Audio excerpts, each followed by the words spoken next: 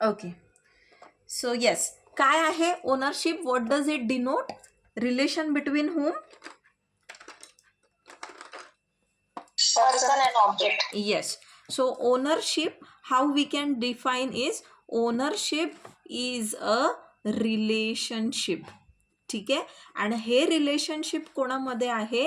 Between the person and that object यांच्यामधलं हे जे रिलेशनशिप आहे याला आपण म्हणतो काय? ओनरशिप आहे. ओके. आणि हे जे ऑब्जेक्ट आहे, ओके, हे जे ऑब्जेक्ट आहे हे कसं असू शकतं? हे ऑब्जेक्ट मुव्हेबल किंवा इममुव्हेबल, राईट? नाव आता ओनरशिपमध्ये फक्त एक सिंगल राईट नाही आहे, एक लक्षात घ्या. जेव्हा आपण म्हणतो की माझ्याकडे एक सर्टन गोष्टीची ओनरशिप आहे, okay, for example if I say की जर मी म्हणते की I own 11 acres of agricultural land. ठीक आहे. इफ आय से की माझ्याकडे 11 एकर ॲग्रिकल्चरल लँड आहे. आता याच्यासोबत माझ्याकडे जेव्हा 11 एकर शेत जमीन आहे, तर बघा मला काय काय अधिकार आहे, मग काय काय राईट्स आहे माझ्याकडे, काय काय राईट्स आहे माझ्याकडे? शेती करू शकता, येस, तुम्ही करू शकता. एक्झॅक्टली. हां, तो एक तर मी तिथे, येस, व्हेरी गुड. सो मी तिथे फार्मिंग करेल. ठीक आहे. आता त्याच्यात फार्मिंग पण कसलं करायचं ते पण माझ्यावर डिपेंड आहे. What kind of crop I want to take according to the geographical condition. कुठलं पीक घ्यायचं हे मला कोणी फोर्स करणार का? बरं नाही. सो फार्मिंग काय करायचं that is in my hand. ठीक आहे.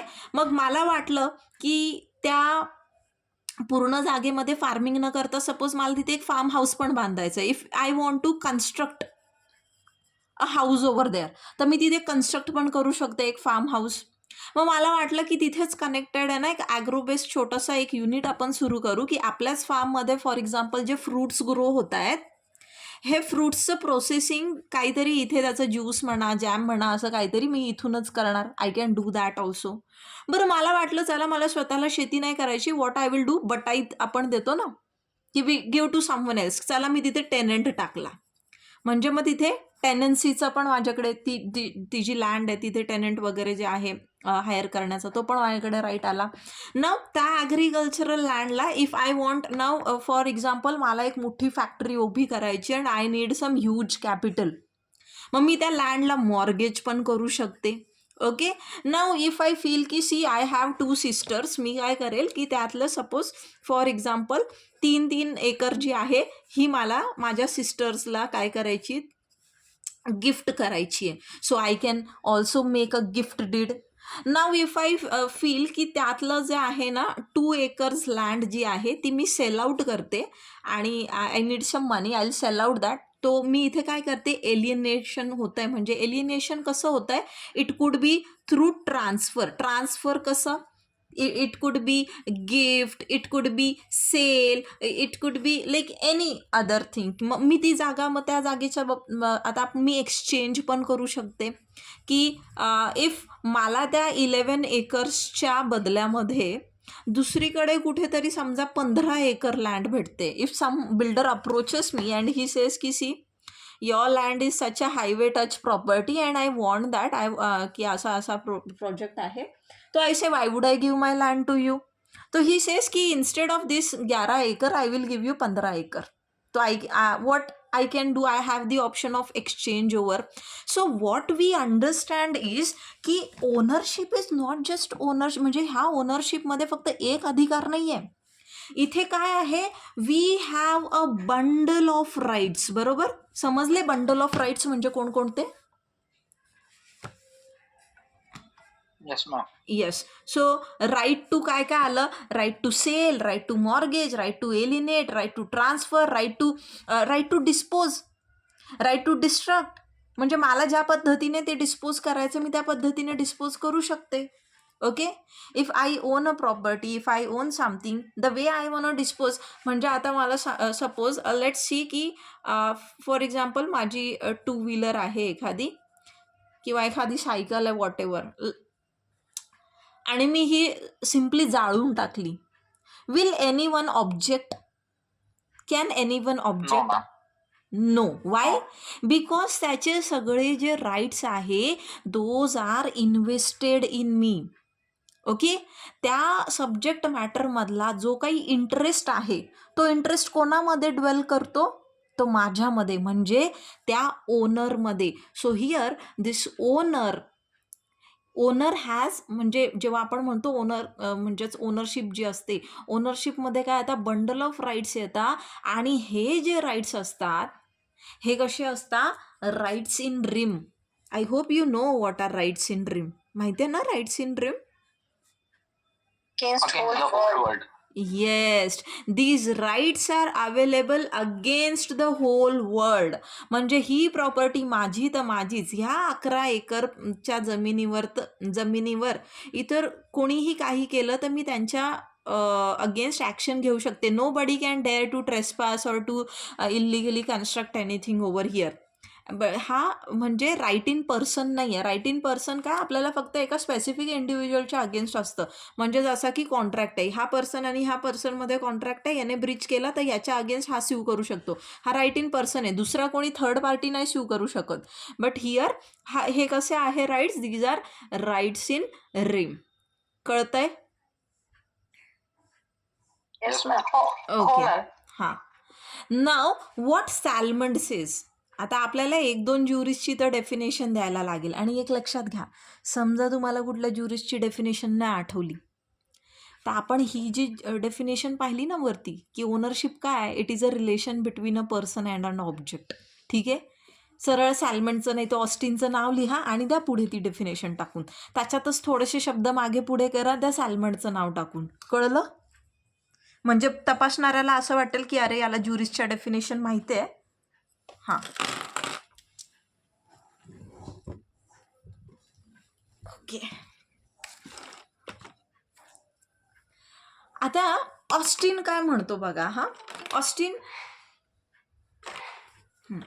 ऑस्टिन काय म्हणतो आपल्याला की ओनरशिप काय आहे. ओनरशिप हा सांगतो की ओनरशिप आहे ना राईट ओव्हर डिटर्मिनेट थिंग आहे. कशावर आहे हा right? Over a determinate thing. म्हणजे काहीतरी एक फिक्स अशी वस्तू आहे, डिटर्मिनेट थिंग आहे. असं नाही की हवेवर राईट आहे आणि पाण्यावर राईट आहे, नॉट लाईक दॅट. ओके. तो डिटर्मिनेट थिंग आहे तिथे काहीतरी. Indefinite in the point of user. Now हे सगळे मुद्दे तुम्हाला मी क्लिअर करते पुढे. जसं जसं आपलं लेक्चर पुढे जाणार तसं तुम्हाला हे समजेल की indefinite in the point of user म्हणजे काय. Indefinite in the point of user. ठीक आहे. Unrestricted in the point of disposition. Unrestricted आहे म्हणजे जसं तुम्हाला त्या ठिकाणी डिस्पोज करायचं आहे तसं तुम्ही काय करू शकतात? त्याला डिस्पोज करू शकतात त्या प्रॉपर्टीला in the point of disposition. And unlimited in point of duration. Unlimited in point of what? Duration. म्हणजे मग आता इथे ऑस्टिनची जर आपण डेफिनेशन बघितली तर तो आपल्याला काय सांगतोय? पहिली गोष्ट तर काय हा? This is a right over a determinate thing. म्हणजे काय आलं? पहिलं काय आलं की there is determinate thing. Right कशावर आहे? एका डिटर्मिनेट थिंगवर आहे. ठीक आहे. त्यानंतर तो राईट कसा आहे? इनडेफिनेट आहे. कशात? In the point of user. ठीक आहे. नंतर म्हणतो अनरेस्ट्रिक्टेड आहे. Unrestricted in point of what? Disposition. म्हणजे तुम्ही हवं तसं डिस्पोज करू शकता त्याला. And unlimited in the point of what? Duration. म्हणजे इथं काय 3 गोष्टी आहेत बघा. काय? डिटर्मिनेट थिंग आहे आणि ह्या डिटर्मिनेट थिंगवरती जो राईट आहे तो कसा आहे? Indefinite in the point of user आहे. ठीक आहे. Indefinite in the point of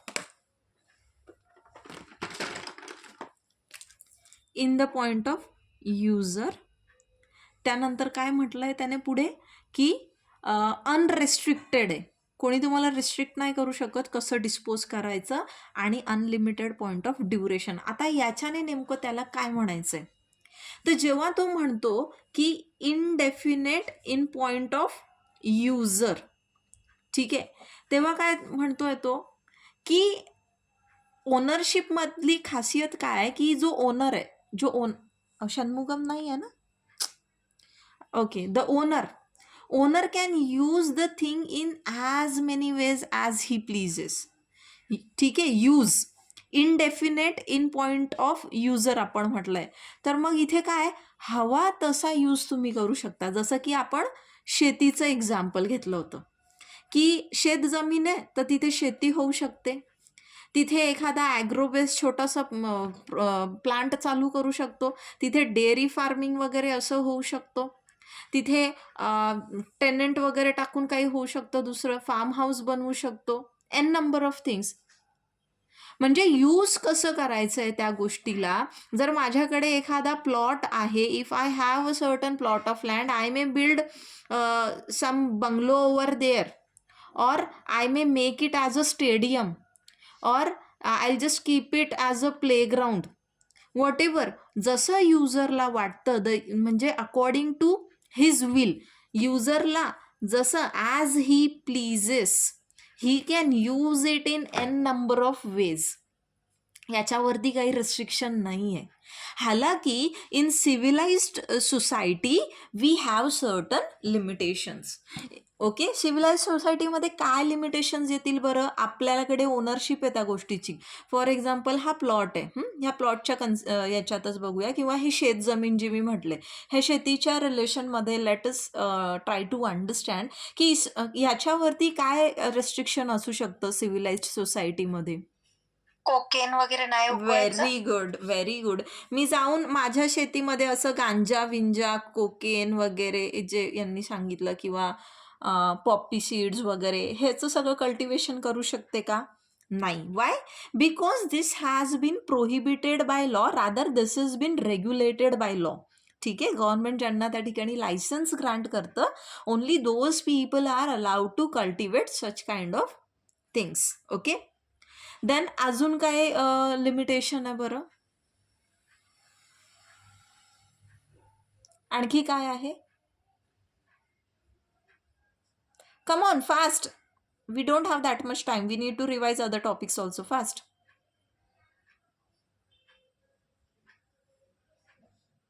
in short illegal काही करू शकणार नाही. इलीगल कुछ नहीं करना है. In short, okay, very good. मतलब आप आपके प्रॉपर्टी का यूज इस तरीके से नहीं कर सकते हो कि वहां पे दूसरे को, वहां पे क्या होगा, न्यूएसेंस क्रिएट होगा. बरोबर आहे ना, की दुसऱ्याला त्रास होईल असं आपल्याला आपल्या प्रॉपर्टीमध्ये काही करता येत नाही. आपल्याला काहीही करण्याचा राईट असतो. फॉर एक्झाम्पल, आपलं हे घर आहे, तर ह्या घरामध्ये हवं ते मूव्ही बघायची, गाणं ऐकायचं तुम्हाला राईट आहे, पण त्या मूव्हीचा, त्या गाण्याचा आवाज जर शेजाऱ्याला त्रासदायक असेल, तर मग can we use our property in that way which is harming other people's rights? हाँ, so no landowner basically, हाँ, so no landowner, he can use his land to create a nuisance to his neighbors. Okay, so इथे न्यूएसन्स जो आहे तो create नाही करायचा दुसरं कोणाला, हे एक रेस्ट्रिक्शन जे आहे ते आपल्याला सापडतं. So indefinite in point of user कळालं की he can use in multiple ways as he pleases. Okay, there is no restriction on the use of thing, की how he has to use that particular thing, his particular object or property, असं याच्यावर काही restriction नाही. But there are only some lawful restrictions, की म्हणजे unlawful तुम्हाला activity त्या ठिकाणी करता येत नाही. Is it clear? Yes, ma'am. And you have to explain this, this sheti veti and all, whatever I have explained you have to write that in your answer. Okay. Now next point is unrestricted in point of what? In point of disposition. म्हणजे काय, owner जो आहे, ओनरकडे ओनरची मर्जी, ओनरकडे power आहे basically, की त्याला त्याची property ज्या वेमध्ये डिस्पोज करायची आहे त्याच्याकडे ती पॉवर आहे, power to dispose that property. जसं मी म्हटलं की माझी एखादी सायकल आहे किंवा गाडी आहे, मला वाटलं, मला राग आला, मी आग लावून टाकली. फॉर एक्झाम्पल, आपला मोबाईल फोन असतो, बऱ्याचदा असं होतं की रागाभरात असं फोन फेकले जातात वगैरे, आणि फोन जो आहे फुटून जातो, खराब होतो. कोणी येऊन आपल्याला विचारतं का, गव्हर्नमेंट येऊन विचारते का की का तुझा फोन तू फोडलास?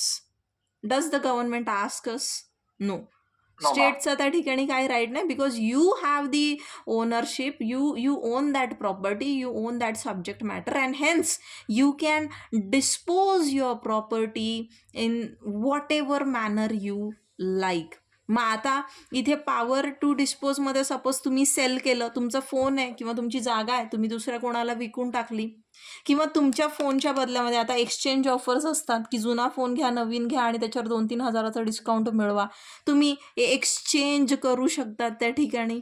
ठीक आहे. किंवा तुम्हाला असं वाटलं की अरे फार गरीब विद्यार्थी आहे हा बिचारा आणि याच्याकडे तर स्वतःचा फोन नाही आणि he needs phone for he study purpose and all, because he is taking distance education and all. तुम्हाला वाटलं तुम्ही तो फोन डोनेट करून टाकला, you donated that phone. Okay. And this is applicable in terms of any property. मग आपण land जरी म्हटलं, तुम्ही विकली, तुम्ही एक्सचेंज केली, तुम्ही डोनेट केली, किंवा तुम्ही तिला गिफ्ट केली, किंवा तुम्ही त्या ठिकाणी विल थ्रू ती कोणाला टेस्टामेंटरी सक्सेशन जे आपण म्हणतो, तो टेस्टामेंटरी वेमध्ये कोणासाठी सोडून गेले, तो आपकी मर्जी. फक्त मग इथे काय ट्रान्सफर ज्या वेळेस होत असतो, मग या ठिकाणी लिमिटेशन काय येईल की सपोज जमीन आहे हां, तर मग आपल्याकडे बघा तुकडेबंदी कायदा आहे, राईट. मग आपण अशा पद्धतीने ट्रान्सफर करू शकणार नाही की हा जो तुकडेबंदी कायदा आहे म्हणजे this act which prevents fragmentation of land, तर ह्या ॲक्टच्या अगेन्स्ट, ह्या ॲक्टचे प्रोव्हिजन्स कॉन्ट्राव्हिन होतील असं आपल्याला काही करता येणार नाही. Are you getting? की तुकडेबंदीमध्ये काय मतलब की basically you are not allowed to sell out small pieces. Okay. Small pieces of land, त्याचं एक निर्धारित जे काही हे आहे क्षेत्र, की त्यापेक्षा कमी जर असेल तर तुम्हाला ते सेल आउट करता येत नाही, ते फ्रॅगमेंट्स असे करता येत नाही मोठ्या जमिनीचे. हे फक्त रेस्ट्रिक्शन आहे याच्यावर. Is it clear? Yes ma'am. हे एक्झाम्पल द्यायचं? हां, येस, हे द्यायचंच आहे की transfer of division of small farms is not allowed. Then next जे आपल्याला ऑस्टिन सांगतोय ते काय आहे, unlimited in point of duration. आता इथे गोष्ट येते ड्युरेशनची. म्हणजे काय की बेसिकली ओनरशिप काय आहे, ownership it is the permanence of the right of ownership. म्हणजे काय की या ठिकाणी तो जो पर्सन आहे तो जोपर्यंत जिवंत आहे किंवा जोपर्यंत त्याची ओनरशिप आहे त्या पर्टिक्युलर प्रॉपर्टीवरती, ठीक आहे, त्या पर्टिक्युलर सब्जेक्ट मॅटरवरती, तोपर्यंत त्याचा ओनरशिप जो आहे म्हणजे ओनरशिपचा जो राईट आहे त्याच्यामध्ये सगळे जे राईट्स येतात ते त्या ठिकाणी इन्व्हेस्टेड असतात. म्हणजे जोपर्यंत एकतर ती प्रॉपर्टी डिस्ट्रक्ट होत नाही किंवा तो स्वतः मरत नाही किंवा तो बाय एनी मीन्स तो ती प्रॉपर्टी ट्रान्सफर करत नाही. ठीक आहे. जर त्याचं ट्रान्सफर नाही झालेलं आहे, जर तो व्यक्ती जिवंत आहे, ही इज लिव्हिंग, आणि ती प्रॉपर्टी जी आहे डिस्ट्रक्ट झालेली नाही आहे, तर ह्या 3 कंडिशन्स फुलफिल झाल्या तर हे कसं आहे, याचा ओनरशिप कशी आहे, परमनंट आहे.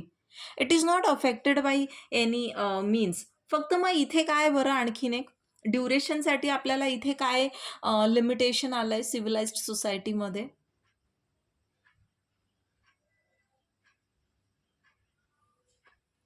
गव्हर्नमेंट आपल्याकडनं अक्वायर करू शकतो ना, even if Acquisition. Yes. So we have this laws for acquisition of land ॲक्विजिशनचा जो ॲक्ट आहे, तर तिथे इवन बघा जेव्हा वॉर वगैरे सारखी सिच्युएशन असते ना, तर त्यावेळेस जे पलॅशियल बिल्डिंग्ज असतात, तर त्या पलॅशियल बिल्डिंग्स ज्या आहे गव्हर्नमेंट त्याला टेक ओव्हर करते, कारण Land युद्ध acquire करून घेतात. त्या युद्धासाठी.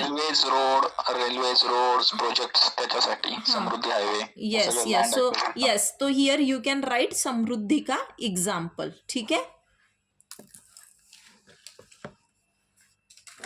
आता ऑस्टिनचं एवढं तुम्हाला डिस्क्राईब करता येईल ना. काय आहे ऑस्टिनने काय सांगितलेलं आहे, 3 गोष्टी, युजर, डिस्पोजिशन, ड्युरेशन. लक्षात राहील? Yes ma'am.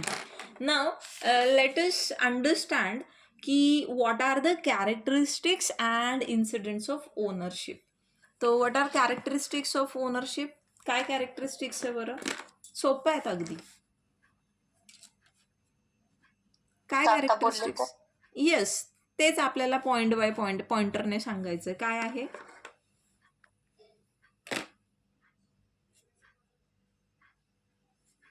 Right to use and enjoy. Okay, so basically owner जो आहे, owner he has what? Right to use and enjoy that property. ठीक आहे, okay. So he also has right to manage that property. बरोबर, की in what way he wants to manage. He also has त्या प्रॉपर्टीतनं काही income येत असेल, जो काही सब्जेक्ट मॅटर आहे, तर तो जो ती जी इन्कम आहे त्या इन्कमवर पण त्याचा अधिकार असणार. बरोबर, राईट टू इन्कम झाला. येस, आणखीन right to destroy. Right to very good. Lease वर देऊ शकतो, येस. रेंट घेऊ शकतो त्याचं. हां, सो मॅनेजमध्ये ते सगळं झालं की तो लीजवर देणार, मॉर्गेज करणार वगैरे वगैरे. ठीक आहे. Now he has right to destroy also, की त्याला जर वाटलं की ती प्रॉपर्टी डिस्ट्रॉय करायची, डिस्ट्रक्ट करायची, तर तो डिस्ट्रॉय पण करू शकतो. Okay, now he also has the power to alienate. जसं आता मगाशी बघितलं, मॅनेज करू शकतो, अलाइनेट करू शकतो. एलिनेशनचे सगळे राईट्स आहे, मग त्यामध्ये सगळंच आलं तुमचं लीज, तुमचं मॉर्गेज, तुमचा सेल वगैरे, all sort of things. Okay, now इथे ओनर जो आहे, ओनरकडे काय आहे? Owner will have the right to possess. जो ओनर असतो, ओनरकडे राईट टू पजेस असणार आहे. बरोबर, पजेशनसाठी त्याचा राईट असणार आहे की नाही? कॅरेक्टरिस्टिक्स बघतो आपण. हां, मग आता टायटल पण येणार ना. हां, आता त्याच्याकडे पजेशनचा राईट आहे, बट नॉट ऑलवेज नेसेसरी की the thing which he owns is possessed by him. बरोबर, नेहमीच असं गरजेचं नाही की जो ओनर आहे त्याच्याकडे पजेशन असेल.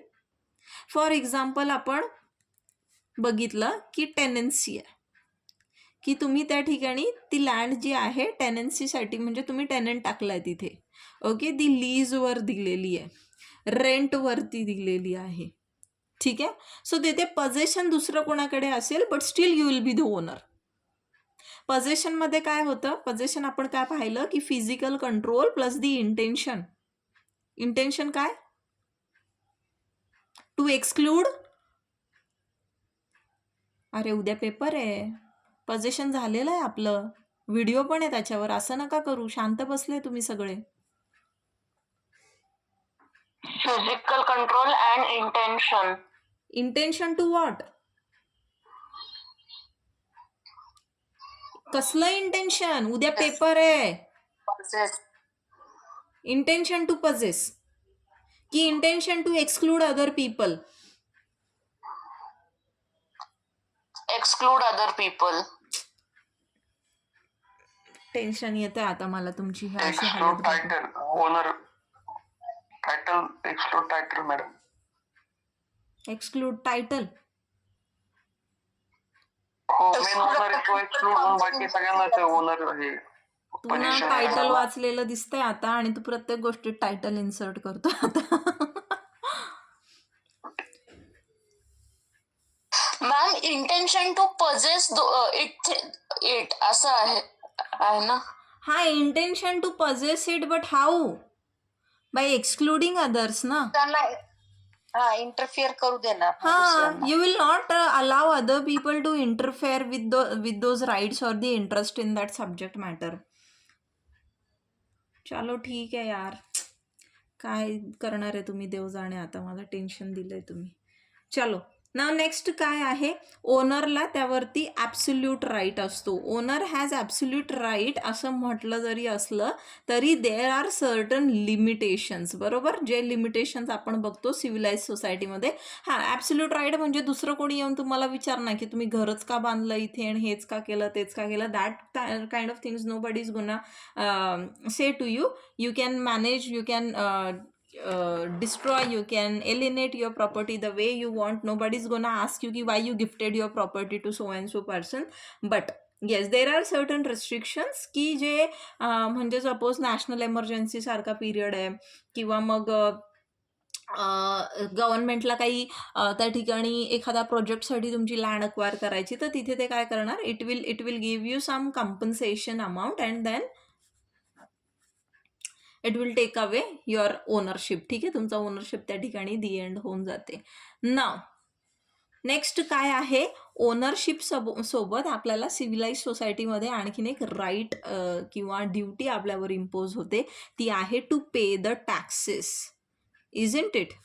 So paying taxes. ओनरशिप आहे म्हणजे त्या गोष्टीचे टॅक्सेस पण तुम्हाला पे करायला लागणार, बरोबर आहे की नाही तुमचा? हां, येस. नाव जे मायनर्स आहे, मायनर्स आणि ल्युनॅटिक, इन्सेन वगैरे जे आहे, आर दे, त्यांच्याकडे राईट आहे का राईट ऑफ ओनरशिप? नाही. वाय? ट्रस्टी, त्यांचे गार्डियन्स. हां, सो इथे त्यांचे जे गार्जियन्स असतात, ओके, त्यांच्याकडे तो राईट असतो. They actually right in the sense they act on behalf of these minors and lunatics. So because they do not understand the consequences of ownership, they don't know what are the consequences of ownership, and that's why त्यांचे जे पण guardians वगैरे असतात, तर ते त्या ठिकाणी they act for them basically. ठीक आहे.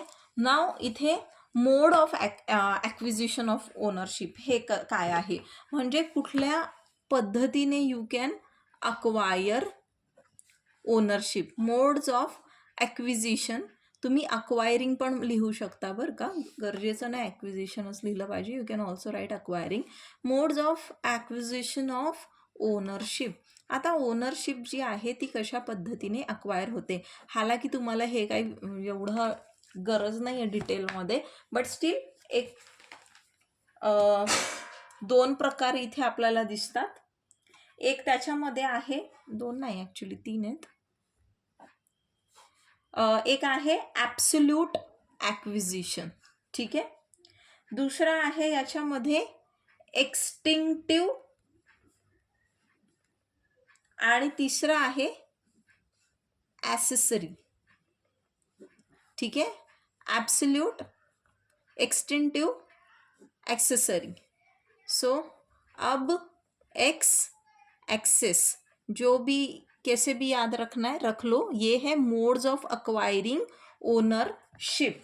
नाव ॲब्सोल्यूट ओनरशिप म्हणजे काय म्हटलंय की where there was no previous owner. ॲब्सोल्यूटमध्ये काय म्हटलंय, व्हॉट इज ॲब्सोल्यूट ओनरशिप, की त्याच्यासाठी पहिला कोणी ओनरच नव्हता, which had no previous owner. म्हणजे अशी thing, where a thing is acquired which had no previous owner, की ज्याला कुठलाही प्रिव्हियस ओनर नव्हता. ठीक आहे. Now next what they have said is extinctive acquisition. म्हणजे काय की या ठिकाणी एक पहिला ओनर आहे. ठीक आहे. हा पहिला ओनरचा राईट या ठिकाणी एक्सटिंग्विश झाला, याची ओनरशिप, याचं जे टायटल आहे हे काय झालं, हे एक्सटिंग्विश झालं, आणि ते एक्सटिंग्विश होऊन मग ते पुढच्याला मिळालंय. ठीक आहे. This kind of possession they are known as extinctive possession. And next is by, this is accessory acquisition. मग याच्यामध्ये काय होतं की ओनरशिप ऑफ अ प्रॉपर्टी, की एका प्रॉपर्टीची जी ओनरशिप आहे ही कशी अक्वायर केली जाते, by accession to some other property. दुसऱ्या प्रॉपर्टीसोबत ती ॲसेस केली जाते, मर्ज केली जाते. ओके. म्हणजे कसं की for example fruits of trees already owned, produce of land or animals belong to the owner of the land. म्हणजे आता तुमच्याकडे ट्री आहे. ठीक आहे. ऑलरेडी ट्री तुमचं आहे. आता याला ॲड काय झालं, ॲसेसरी म्हणतो आपण, तर याला फ्रूट्स लागले. मग आता ह्या फ्रूट्सवरती कोणाचा राईट असणार आहे, ओनरचा. तुमच्याकडे सपोज काऊ आहे, गायने त्या ठिकाणी वासराला जन्म दिला, ह्या वासरावरती अधिकार कोणाचा असणार आहे, आय मीन ओनरशिप कोणाची असणार आहे, मालकाची. ओके. तर सेम वे जेव्हा तुमची लँड असते आणि तिथे काही ॲल्युअल लँड्सचे डिपॉझिट्स येतात आणि ते जर 1 एकरपेक्षा कमी असतील ना, तर तिथे सुद्धा तुमचा त्याच्यावरती राईट असतो. म्हणजे त्याच्यातनं जो काही बेनिफिट होतो, for that benefit you are entitled. ते जागेच्या याच्यात आता काही जाऊ नका, बट एवढंच समजा की ॲसेसरी ॲक्विजिशन आहे. ठीक आहे. Now let's see kinds of ownership. आता आपण काइंड्स बघूयात, प्रकार बघूयात ओनरशिपचे. ओनरशिप बघा कशी असते की एकटाच मालक आहे एखाद्या गोष्टीसाठी. ठीक आहे. काही ठिकाणी जॉईंट असतात काइंड्स ऑफ ओनरशिप. मग काय काय येणार बरं याच्यामध्ये प्रकार? तुम्हाला ऑलरेडी मी पाठवलं होतं तसं. काइंड्स ऑफ ओनरशिप मध्ये हा तो इथे येतो. हा सोल आणि co. Yes. Sole owner, sole ownership. Sole ownership means what? की जी ओनरशिप आहे it is invested in one person only. बरोबर. इथे काय आहे? सिंगल पर्सन आहे. ह्या सिंगल पर्सनमध्ये entire ownership is been invested. There is no other person. ठीक आहे. को ओनरशिपमध्ये काय असतं? Co ownership, see it is given in the name itself. What is co-ownership? Two or more. हा, की ही एक प्रॉपर्टी आहे. ह्या एका प्रॉपर्टीला हे 2 ओनर्स आहेत. ओके. मग हे झालं को ओनरशिप. को ओनरशिप कशी आपण अक्वायर करू शकतो? फॉर एक्झाम्पल जसं पार्टनरशिप आहे ना. पार्टनरशिप काय आलं? Partnership is the example of what? Ownership. Yes. Ownership. Joint family property. Yes yes. ते जॉईंट ओनरशिपमध्ये येऊ शकतं. त्याला ॲक्च्युली को ओनरशिपमध्येच येतं. तेही म्हणजे त्याला पुढे जाऊन आणखीन डिवाइड केलं आहे. तो इथे याच्यामध्ये जे जॉईंट ओनरशिप आहे म्हणजे को ओनरशिपमध्येच पुढे जर आपण याचे आणखीन भाग पाडले तर जॉईंट ओनरशिप असाही त्याच्यामध्ये प्रकार येतो. आणि याच्यामध्ये जे आहे की सपोज की जे सर्वायव्हर्स असतात म्हणजे की जे जॉईंट फॅमिलीचं आता सांगितलं की वेन ओनर्स डाय आणि जे सर्वायव्हर्स असतात बाय सर्वायव्हरशिप त्यांच्यावरती जे राईट्स आहे ते डिव्हॉल्व होतात त्या प्रॉपर्टीमध्ये. तर मग ते जॉईंट ओनर झाले. तर को ओनरशिपचाच तो एक एक्सटेन्शन झाला. तो त्याच्यातलाच भाग झाला. Now there is this thing called corporeal and incorporeal ownership. तर कॉर्पोरियल म्हणजे काय? Corporeal means what? हा, टँजिबल है ना. म्हणजे की ज्या काही वस्तू झाल्या की फॉर एक्झाम्पल लँड आहे, त्यानंतर फॉर एक्झाम्पल व्हेकल आहे, गोल्ड आहे, ज्वेलरी आहे. Okay. Your vehicles and all everything याला आपण टच करू शकतो. Right. We can feel this things. म्हणजे we can actually feel them by our sensory organs. But intangible. आता याचाच दुसरा प्रकार काय? कॉर्पोरियल आणि दुसरं काय? इनकॉर्पोरियल. म्हणजे जे पण आपल्या कॉपीराईट्स आले, तुमचं पेटंट आहे, trade, yes very good, trademark आहे तुमचं, very good, easement, very good, servitudes, very good. तो हे सगळं जे आहे ना, एक minute, I have got a very important message. Weight.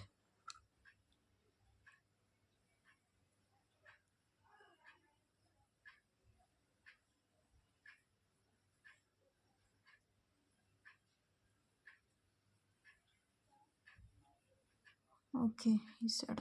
हां, ठीक. तो कुठे होता आपण? इनकॉर्पोरियल. हां.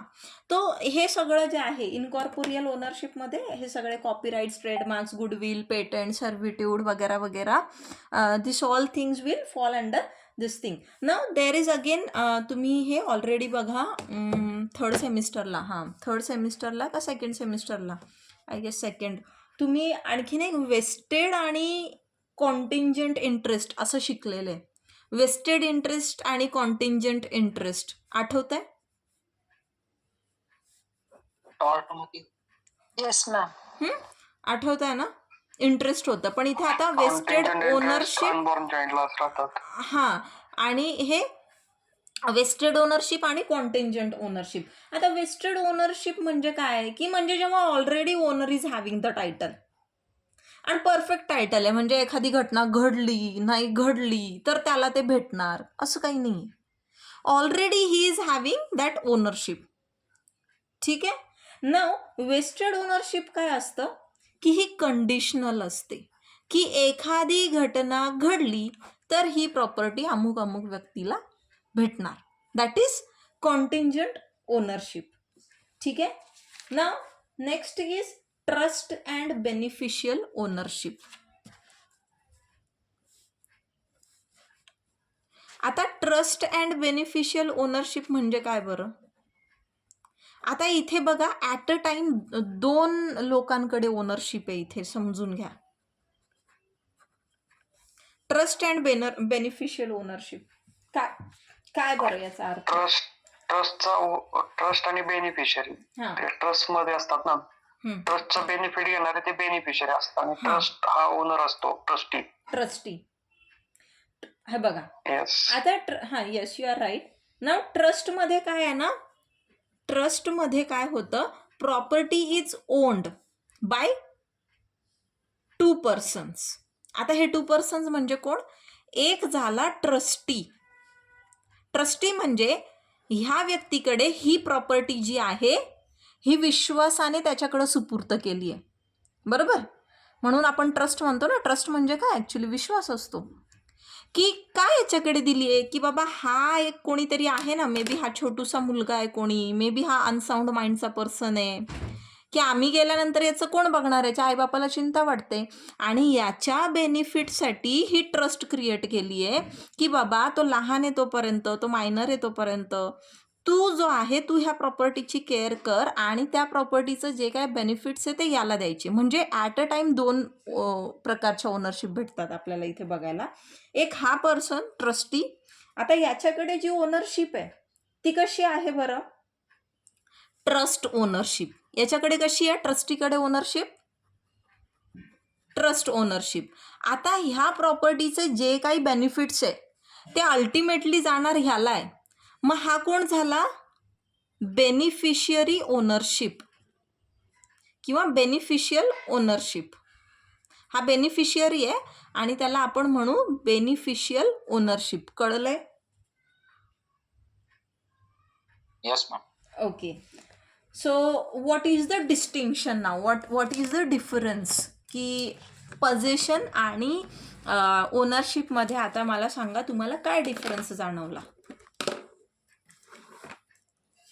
ओनरशिप मध्ये ऍब्सोल्यूट टायटल आहे, पोझेशन मध्ये नाही. हां. बंडल ऑफ राईट्स आहे ownership. Okay. Yes yes, 1 by 1. हां हां, बोला. Ownership there is absolute right except म्हणजे हां, जे काही लीगल रेस्ट्रिक्शन्स असतील तेच.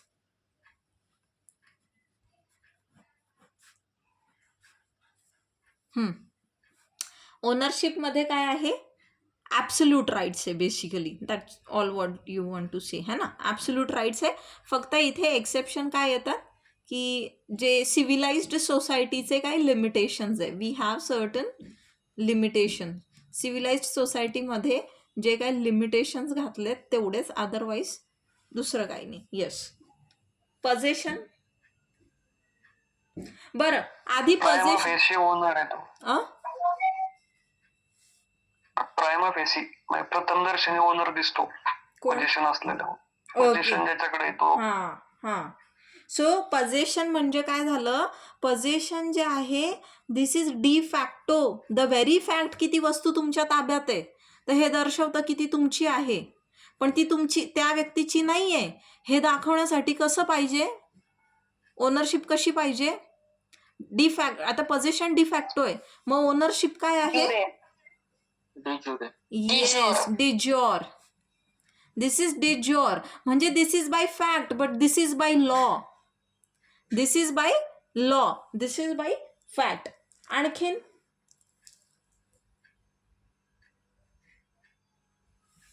रेम. A right in rem. Right in rem. Okay, yes, very good. आणखीन